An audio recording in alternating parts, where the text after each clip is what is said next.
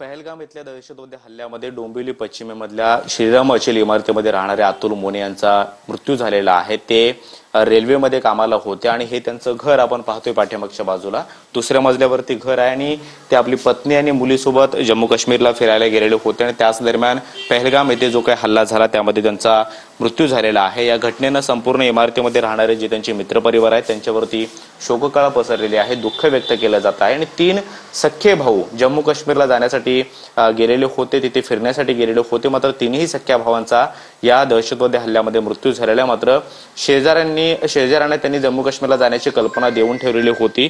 आपल्यासोबत वनिता सुरासे या ठिकाणी आहेत आणि त्यांच्याशी आपण बोलणार आहोत। सोसायटीतल्या इतर रहिवाशांचं काय बोलणं झालेलं होतं, त्यांनी काय सांगितलेलं होतं, फिरायला जाण्यापूर्वी काही माहिती दिलेली होती का? ताई, मोने कुटुंब तिकडे फिरायला गेला आणि रात्री तुम्हाला अतुल मोने यांचा मृत्यू झाल्याची माहिती मिळाली, काय कधीपर्यंत म्हणजे ही माहिती कधी मिळाली आणि ते कधी फिरायला गेले? कळालं 9 वाजता। ते फिरायला 2 दिवस झाले तर मीटिंगला होते ना सोसायटीमध्ये, ते पण पदावरती, आमचे मिस्टर पण पदावरती सेक्रेटरी आहे आणि ते पण पदावरती, तर त्यांना मीटिंग करायची तेव्हा ते बोलले की आपण मीटिंग नंतर करूया, आम्ही काश्मीरला जाऊन येतो, नंतर आपण मीटिंग करूया, मला वेळ नाहीये। ते 2 दिवसापूर्वी त्यांची भेट झालेली मिस्टरांची, तेव्हा ते बोललेले। त्यांनी जाण्यापूर्वी सांगितलं होतं की मी जम्मू काश्मीर मिस्टरांना जम्मू आम्ही फिरायला जातो जम्मू काश्मीरला, आल्यावरती आपण बोलू। ह्या घटनेची माहिती मिळाल्यानंतर संपूर्ण देशभरामध्ये हळहळ व्यक्त केली जाते, सोसायटीतले सगळे। आमच्या बिल्डिंग मध्ये पण खूप दुःखाचं सावट आहे। लवकरात लवकर त्यांचा हे करावं, मुलीचा आणि त्यांचा आम्हाला कॉन्टॅक्ट करून द्यावं लवकरात लवकर। त्यांच्या पत्नी तुमच्या चांगल्या मैत्रीण आहेत, तुम्ही त्यांना ओळखता, त्यांच्या घरामध्ये किती जण राहत होते? त्यांच्या पत्नीचं आणि मुलीचं नाव काय आहे? त्यांच्याबद्दल काही संपर्क रात्रीपासून झालाय? नाही, त्यांची अनुष्का मोने ही त्यांची मिसेस, रुचा मोने ही त्यांची मुलगी। आम्ही कॉन्टॅक्ट करतोय पण त्यांच्याबद्दल अजून आमचं काही कॉन्टॅक्ट झाला नाही। लवकरात लवकर त्यांचं कॉन्टॅक्ट करून आम्हाला त्यांच्याबद्दल काहीतरी सांगावं। मोने कुटुंब नेहमी फिरायला जायचं म्हणजे वरचेवर असे प्लॅन होत असायचे? हो, आता ते मागे कलकत्त्याला जाऊन आले। आम्हाला पण आवड आहे, आम्ही पण नेहमी जातो। आम्ही आता गंगासागर जाऊन आलो। आज 22 मेला आमचं बी काश्मीर वैष्णोदेवी होतो, पण हे असं बघून आम्ही रद्द केली पिकनिक आता, कारण आता आमच्या मनात भीतीचं वातावरण पसरलं आहे, त्यामुळे सरकारने यावर दखल घ्यावी। म्हणजे तुम्ही 22 तारखेला जम्मू काश्मीरलाच फिरायला जाणार? हो, वैष्णोदेवी आणि जम्मू काश्मीरची आमची पिकनिक होती, ते हे बघून आम्ही आता घाबरलोय आणि आता आम्ही कॅन्सल करतोय।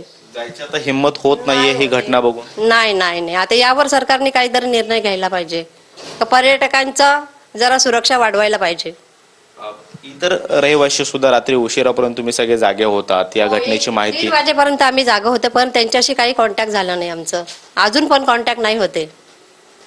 आपण पाहतोय की मोने यांचा मृत्यू झाल्यानंतर सगळीकडून हळहळ व्यक्त केली जाते। सोसायटीतल्या रहिवाशांचं सगळं जे काही म्हणणं आहे ते सुद्धा रात्री उशिरापर्यंत या सगळ्या घटनेची माहिती घेत होते। आपल्यासोबत आणखी काही रहिवाशी आहेत त्या सोसायटीमधले। सर, रात्री जेव्हा या सगळ्या घटनेची माहिती तुम्हाला मिळत होती त्यावेळेला सुरुवातीला काय माहिती मिळाली आणि हे जम्मू काश्मीरला गेले त्याबद्दल त्यांनी काय सांगितलेलं होतं? सुरुवातीला म्हणजे माहिती आम्हाला अशी मिळाली की ते जाणार होते, आम्हाला माहिती होतं की ते आधी आमचे एजीएम झाले तर आमचा विषय झाला की काश्मीरला जातो फिरायला, आणि आज संध्याकाळी आम्हाला न्यूज चॅनलकडनं आले की असं असं झालं आहे, आम्हाला लिस्ट आली। म्हणजे आम्हाला तोपर्यंत खरं वाटलं नाही, कारण कोणीही येऊ शकतो। त्यांनी आय कार्ड वगैरे दाखवले, आम्ही न्यूज चॅनलवाले आहोत, आणि मग बरं 5-6 जण आले, त्यांनी सांगितलं की लिस्टमध्ये नाव आहे, आमच्या डोंबिवलीतले अजून 2 जण आहेत।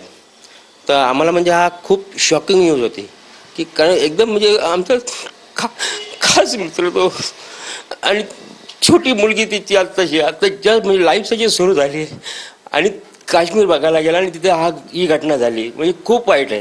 म्हणजे माझं वैयक्तिक मत आहे ना की आम्ही हा खूप याचा निषेध करतो अतिरेकी हल्ल्याचा, आणि याला हा काश्मीरचा अंतर्गतच सपोर्ट असेल तर काश्मीरला जाणंच म्हणतो वैयक्तिक प्रत्येकाने टाळावं की 22 तारखेला जम्मू काश्मीरला जाणार होतो, प्लॅन कॅन्सल केला? प्लॅन कॅन्सल केला। माझ्याकडे अजूनही ते बालतालचं तिकीट आहे, मी तुम्हाला ते दाखवू इच्छितो। ते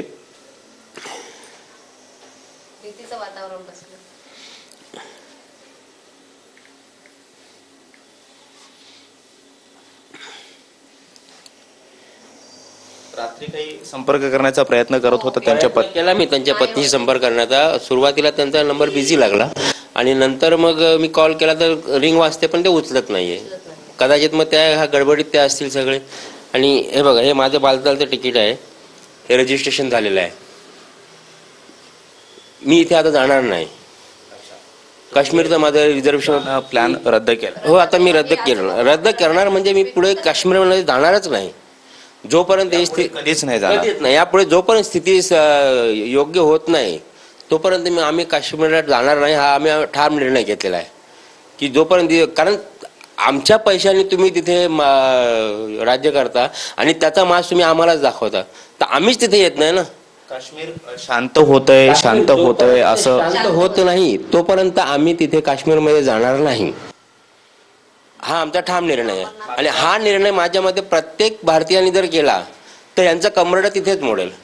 पर्यटकांवरती ओढवलेलं हे संकट आणि अशा पद्धतीचे हल्ले जर होत असतील तर काश्मीरमध्ये जाण्याचे जे प्लॅन्स आहेत ते अशा पद्धतीनं रद्द व्हायला लागले, तर सरकारकडून काय अपेक्षा आहे की जम्मू काश्मीर शांत होतंय असं बोललं जात असतानाच अशा पद्धतीनं हल्ला होतो आणि पुन्हा एकदा संपूर्ण देशाला हादरा बसतोय?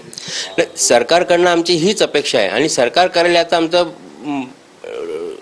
आम्हाला ठाम विश्वास आहे. पण जोपर्यंत ते स्थिरतावर होत नाही तोपर्यंत आम्ही न जाण्याचा निर्णय आम्ही घेतलेला आहे. यात्रा पण कॅन्सल केली अमरनाथ. पूर्ण जाण्याची सगळी ट्रिपच कॅन्सल केली. ट्रिपच कॅन्सल केली. म्हणजे आम्ही आमच्या डोक्यातूनच निघालाय की काश्मीर बायकॉट करा बस. जोपर्यंत स्थिती हे होत नाही तोपर्यंत. आणखी तुम्हाला विचारायचं आहे, मोने